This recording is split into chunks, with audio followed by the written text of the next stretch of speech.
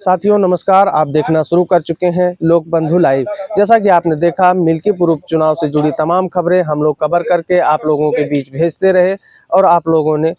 तमाम जो यहाँ की राजनीतिक खबरें थी उसको आपने काफ़ी ज़्यादा प्यार दुलार और सराहा भी।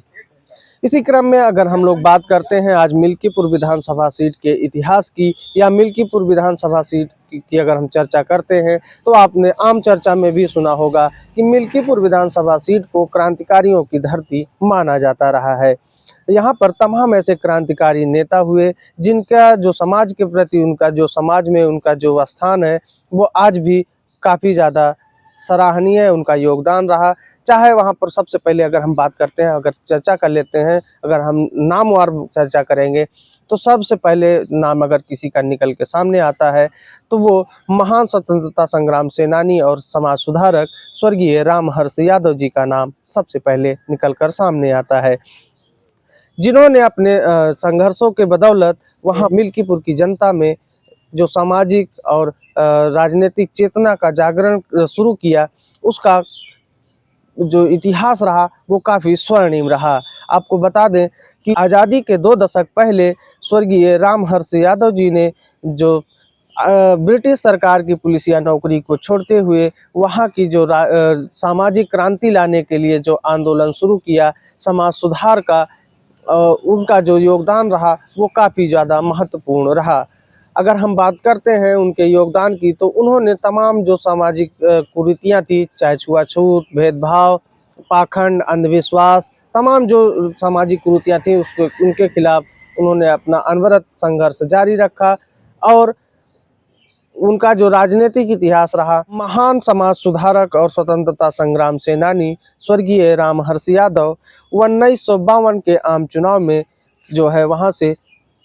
कांग्रेस पार्टी से वहाँ से विधायक चुने गए।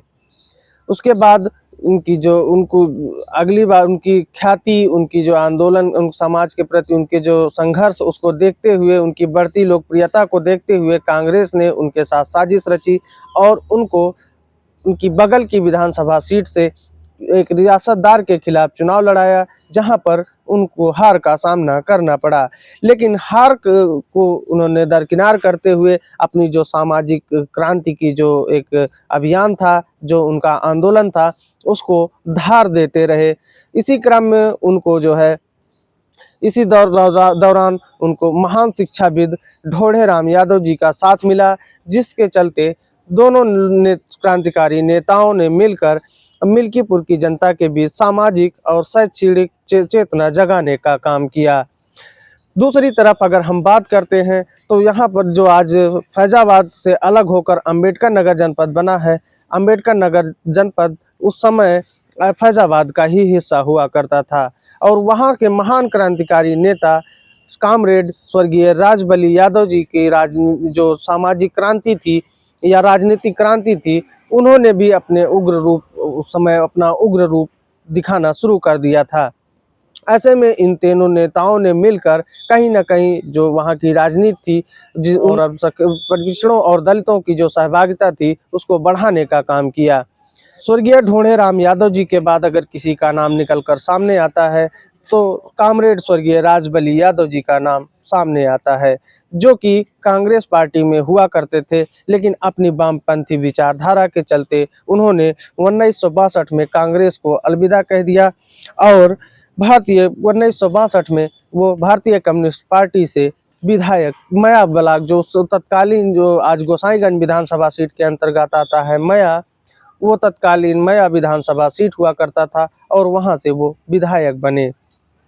और इन तीनों नेताओं की जो एक बात रही, चाहे वो शिक्षा के लिए स्वर्गीय ढोढ़े राम यादव जी हों या सामाजिक चेतना के लिए स्वर्गीय रामहर्ष यादव जी हों, राजनीतिक चेतना के लिए अगर जाने जाते रहे कामरेड स्वर्गीय राजबली यादव जी हों, और इन तीनों नेताओं का से कहीं न कहीं प्रभावित होकर सन 1957-58 में